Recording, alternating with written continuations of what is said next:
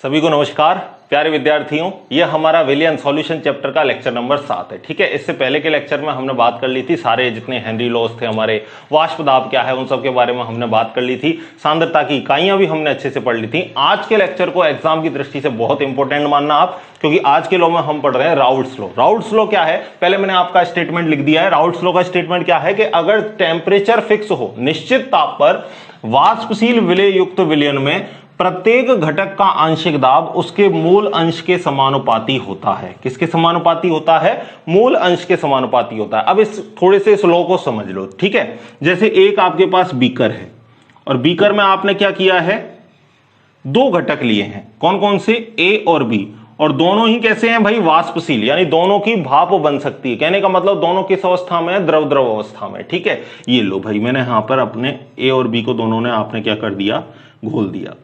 और ये ऊपर जार ले लेते हैं, चलो इसको जार ले लेते हैं एक। ये देखो अब क्या होगा कि यहां पर वेपर बनेगी भाई इसकी। ठीक है, तो होगा क्या, क्या बोल रहा है लो हमारा कि जब टेम्परेचर निश्चित हो, फिक्स टेम्परेचर पर, जो भी आप टेम्परेचर दे रहे हो उस फिक्स टेम्परेचर पर वाष्पशील विलेय युक्त विलयन में, यानी इस विलयन में उतने ही मोल अंश होंगे जितना इनके ऊपर क्या लग रहा होगा, आंशिक दाब लग रहा होगा। क्या बोला हमने कि उतने ही मोल विलयन के अंदर उपस्थित होंगे, यानी उतने ही मोल विलयन के अंदर घुलेंगे जितना उनके ऊपर आंशिक वाष्प दाब लग रहा होगा। आंशिक क्यों बोला हमने? क्योंकि अगर हमारा एक है तो वो ठीक है, लेकिन एक से ज्यादा अगर हमारी घटक हैं तो वहां पर प्रत्येक घटक का क्या होगा, आंशिक दाब होगा। जैसे मैं बोलूं कि यहां पर ए के मोल फ्रैक्शन है तो ए के मोल फ्रैक्शन के ऊपर ए का दाब लग रहा होगा। इसी तरह यहां पर मैं बोलूं कि बी घटक के मोल अंश है तो बी घटक के ऊपर किसका दाब लग रहा होगा, बी का दाब लग रहा होगा। तो हर घटक का अपना अपना अलग अलग क्या होगा, वाष्प दाब होगा। इस वजह से हमने यहां पर वर्ड कौन सा यूज किया है, आंशिक वाष्प दाब वर्ड यूज किया है। ठीक है, समझ गए? यानी उतने ही मोल यहां पर घुलेंगे जितना उनके ऊपर क्या लग रहा होगा, वाष्प दाब लग रहा होगा, आंशिक वाष्प दाब लग रहा होगा।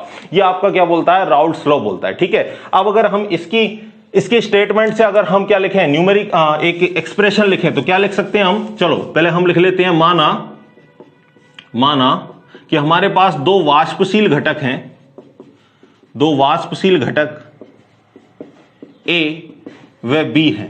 ठीक है, जिनके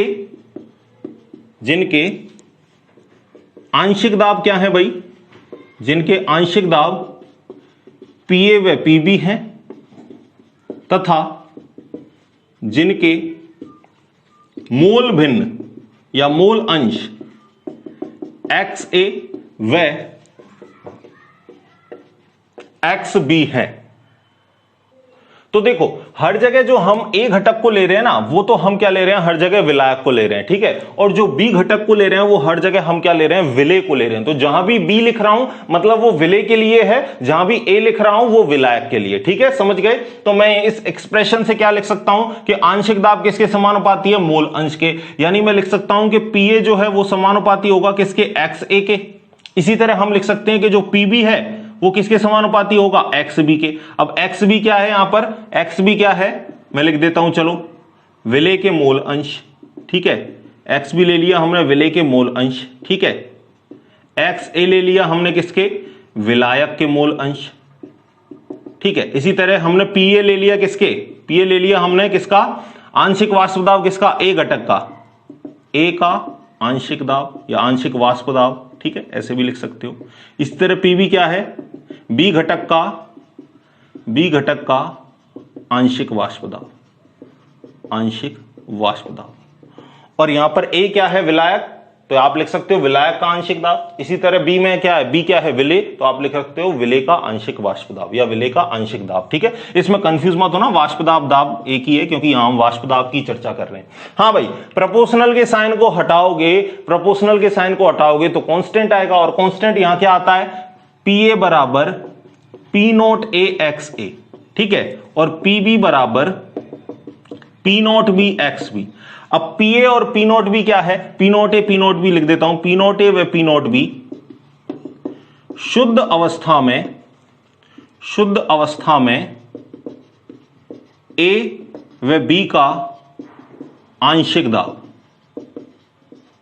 ठीक है, ये तो कब है भाई, ये वाला तो कब है, जब हमने इसको इसमें मिला दिया उसके बाद कितना वाष्प दाब आ रहा है। ये क्या है, जब P नोट ए क्या है, जब बिल्कुल शुद्ध अवस्था में रखा हुआ है। जैसे एक बीकर है आपका, एक बीकर है और इसमें आपने सिर्फ और सिर्फ क्या रख रखा है, पानी रख रखा है, तो मैं बोल सकता हूं कि इस अवस्था में जो इसका वाष्प दाब होगा वो क्या होगा, बिल्कुल शुद्ध। शुद्ध का मतलब अकेला ही है, जब वो उस कंडीशन में उसका वाष्प दाब कितना आता है, उसको जहां भी नोट लग जाए ना, ऊपर 0 लग जाए, तो आप समझ लेना ये शुद्ध की बात कर रहा है। तो P नोट भी क्या है, शुद्ध अवस्था में A व B घटक का आंशिक दाब। ठीक है, समझ गए आप इस बात को। अब देखो मैं इसको मिटा देता हूं, तो जो टोटल विलयन है, जो टोटल विलयन का आंशिक दाब वो कितना आएगा, तो P टोटल या PS का मतलब विलयन का आंशिक दाब या विलयन का वाष्प दाब कह सकते हैं। विलयन का वाष्प दाब कितना आएगा, विलयन का वाष्प दाब कितना आएगा, PA प्लस PB, और PA की वैल्यू क्या है हमारे पास, P नोट ए एक्स से, और इसी तरह PB की वैल्यू क्या है, P note B X B. तो यहां से एक्सप्रेशन आपके लिए क्या आया, क्या एक्सप्रेशन आया भाई, कि विलयन का वाष्प दाब बराबर क्या होगा, PS बराबर P not A X A plus P note B X B. अब थोड़ा मैं इसको मिटा रहा हूं, इधर से और कुछ लिखूंगा मैं आपके लिए, आप लिख लेना वीडियो को पॉज करके।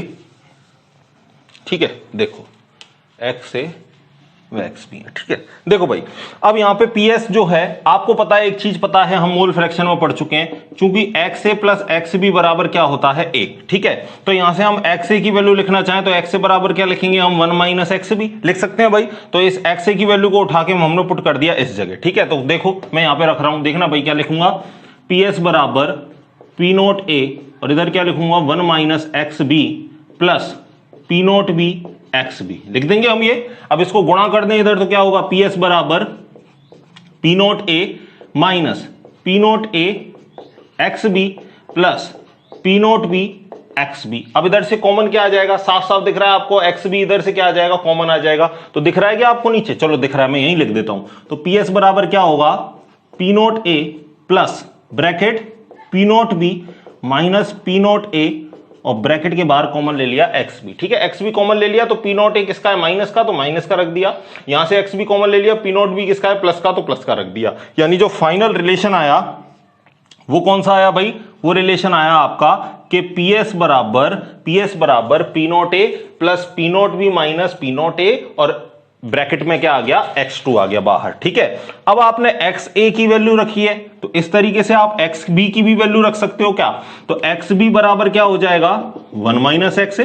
भाई एक बार आपने 1 माइनस एक्स बी किया है, तो XB की भी वैल्यू रख के देख लो, 1 माइनस एक्स ए। चलो इसको कोई इक्वेशन दे देते हैं, इसको इक्वेशन 1 दे देता हूं। तो इक्वेशन 1 में हम किसकी वैल्यू रख रहे हैं, XA की, तो इसको लिख देता हूं हम, समीकरण 1 में XB की वैल्यू रखने पर। ठीक है, पहले हमने किसकी रखी थी, XA की, अब हम रख देते हैं इसमें XB की। तो देखना भाई, इसको देखना, PS बराबर P not A X A plus P note B, और XB की वैल्यू क्या है, 1 माइनस एक्स ए। ठीक है ना, तो PS बराबर क्या हो जाएगा, P नोट ए एक्स ए, गुणा कर दो, इसका गुणा करोगे 1 से P नोट बी, इससे गुणा करो तो P नोट बी एक्स ए। अब यहां से कॉमन क्या आ जाएगा, यहां से एक्स से कॉमन आ जाएगा भाई, इन दोनों से आ जाएगा ना।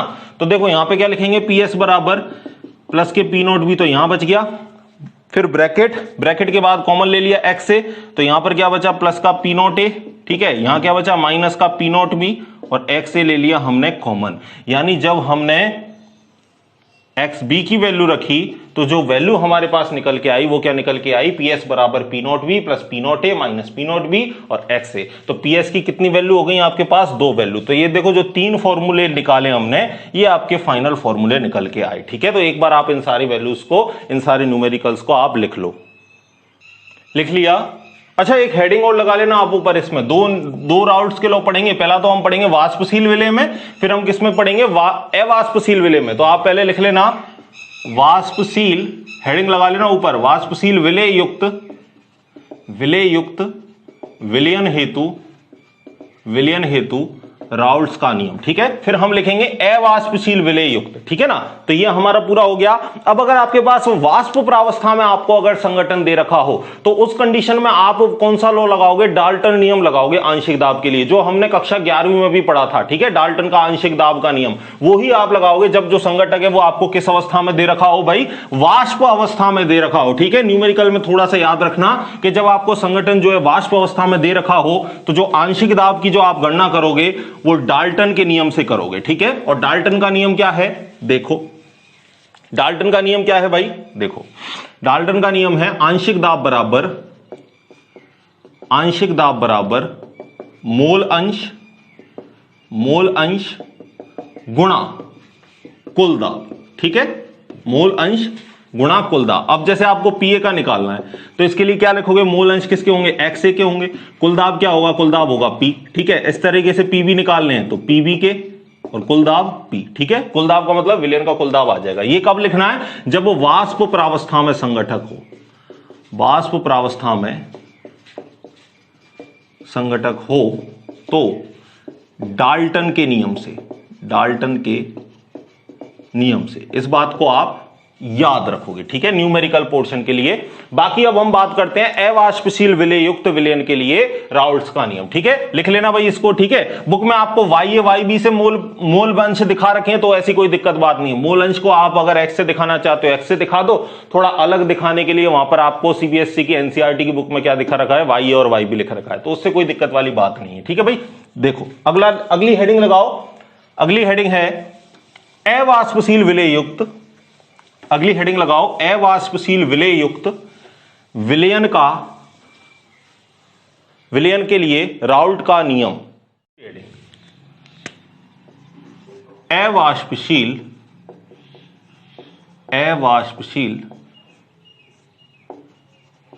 विलेय युक्त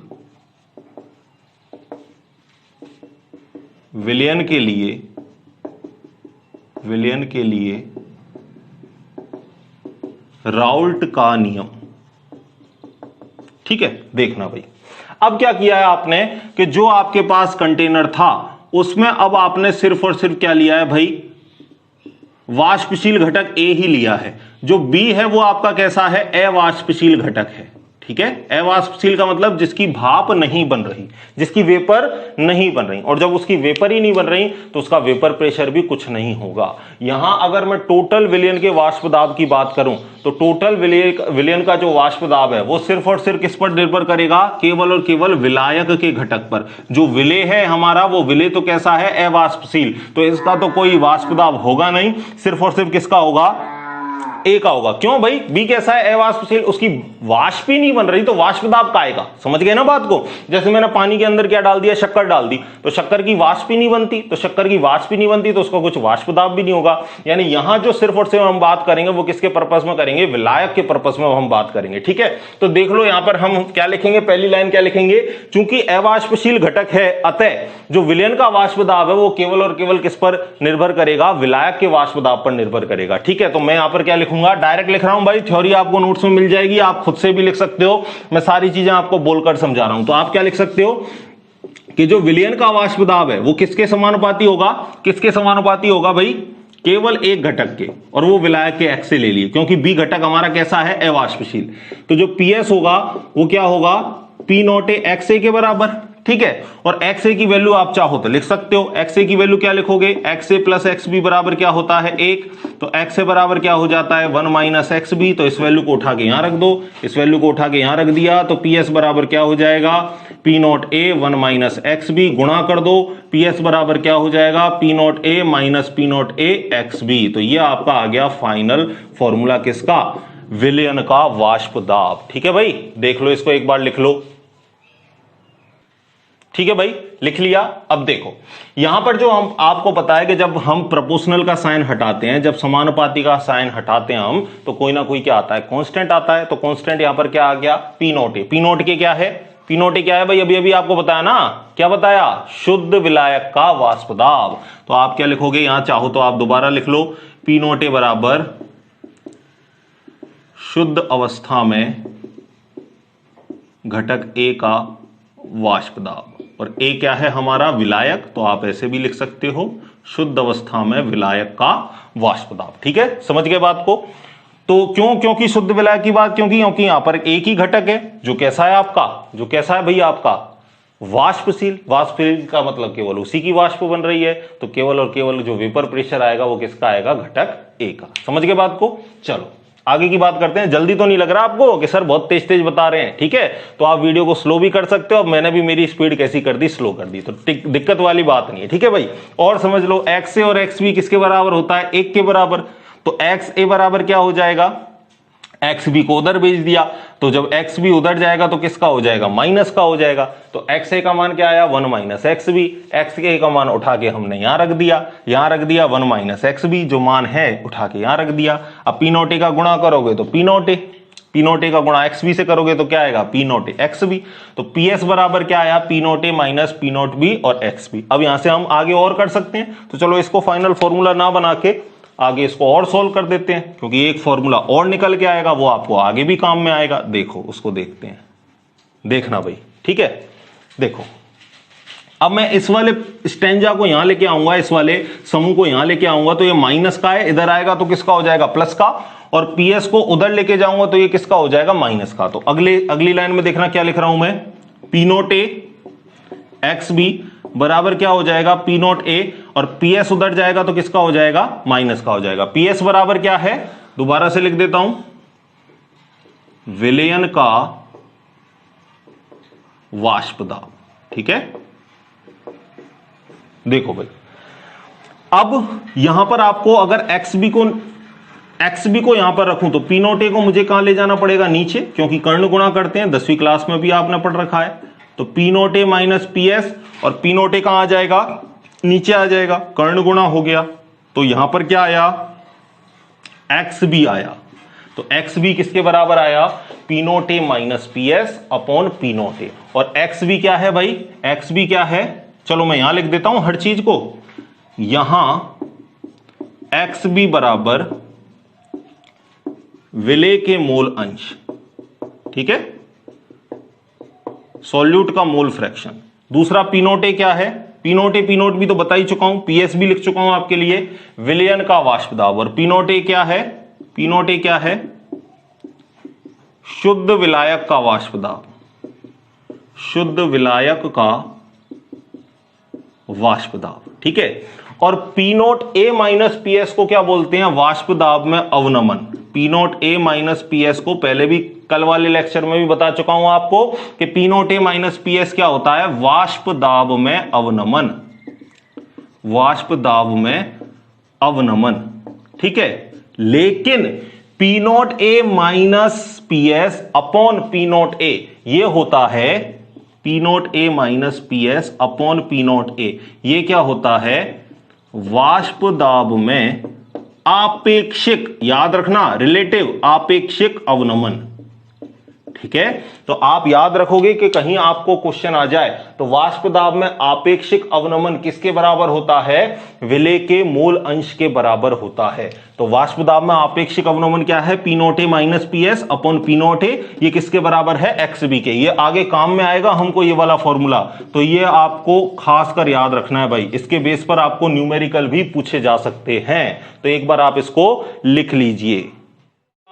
चलो भाई, अब एक चीज आपको मैं यहां पर बताऊंगा। जब आपने ये राउल्ट्स का लॉ पढ़ा, राउल्ट्स का लॉ नियम जब आपने पढ़ा, तो क्या आपने एक चीज के बारे में नोटिस किया कि कुछ कुछ ये आपको सिमिलर लग रहा है, किसके जैसा, हेनरी के नियम जैसा। अरे कुछ ना कुछ तो सिमिलरिटी दिख रही होगी भाई, हेनरी का नियम भी तो कुछ ऐसा ही था। ठीक है, तो अगली जो हेडिंग आएगी वो आपको मैं बताता हूं। अगली हेडिंग आप लिखोगे राउल्ट का नियम, राउल्ट का नियम हेनरी नियम की एक विशेष स्थिति। तो जो राउल्ट का नियम है वो हेनरी नियम की एक विशेष स्थिति किस तरीके से है उसको देखते हैं।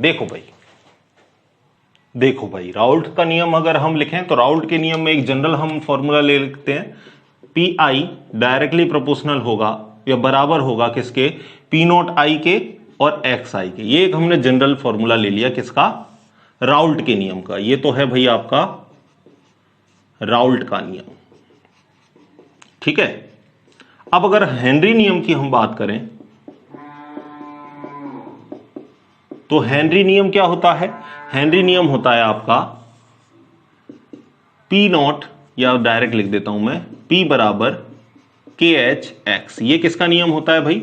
हेनरी का नियम होता है। प्रीवियस क्लास में आप पढ़ चुके हो, ठीक है भाई। अब देखो यहां पर आप अगर देखोगे तो यहां पर P जो है वो डायरेक्टली प्रोपोर्शनल है किसके? x के, और यहां भी जो P है, जो प्रेशर है, आंशिक दाब है, वो प्रोपोर्शनल है किसके? x के। अगर मैं प्रोपोर्शनल का साइन लगाऊंगा तो यहां क्या लिखूंगा मैं? यहां ऐसे ही लिखूंगा, और यहां अगर प्रोपोर्शनल का साइन लगाऊंगा तो यहां भी ऐसे ही लिखूंगा। यानी दोनों को देखने में तो क्या लग रही है? सिमिलरिटी लग रही है, लेकिन आपको जो पता है जो एकमात्र अंतर है वो क्या है? हेनरी नियम तो हम सिर्फ किसके लिए पढ़ते हैं? गैसों के लिए पढ़ते हैं, ठीक है। जबकि राउल्ट्स का नियम हम वाष्पशील द्रव और अवाष्पशील द्रव, या ठोस हो अवाष्पशील ठोस हो, उसके लिए भी हम पढ़ते हैं, ठीक है। तो यहां तो कहानी सिर्फ गैस की चलती है, यहां कहानी द्रव और ठोस दोनों की चलती है। तो कहने का मतलब कि जब हमने इन दोनों लोगों को देखा तो इन दोनों लोगों में क्या पाई गई? एक सिमिलरिटी पाई गई कि दोनों के ही जो आंशिक दाब हैं, जो वाष्प दाब हैं, वो किसके समानुपाती हैं भाई? मूल अंश के समानुपाती हैं। जो भिन्नता है, जो अंतर है, वो अंतर सिर्फ और सिर्फ किसमें है? यहां तो P नॉट I है और यहां क्या है? KH है। यानी हम क्या कहेंगे कि जो राउल्ट का नियम है वो हेनरी के नियम की ही क्या है? एक विशेष स्थिति है। जो अंतर है वो अंतर किसमें है? P नॉट I और KH में। यानी अगर हम यहां से एक बात और कह सकते हैं कि जो P नोट की वैल्यू है, जो P नोट का मान है, वो किसके बराबर होगा? KH के बराबर होगा। या हम ऐसे भी कह सकते हैं कि KH और P नोट के मान आपस में कैसे होंगे? समान होंगे। तो यहां आप क्या लिखोगे कि दोनों नियमों की तुलना करने पर दोनों नियमों के वाष्प दाब किसके समानुपाती हैं? मूल अंश के समानुपाती हैं। सिर्फ अंतर जो है वो केवल P नोट और KH के मानों में आता है। अतः जो KH का मान होगा वो किसके बराबर होगा?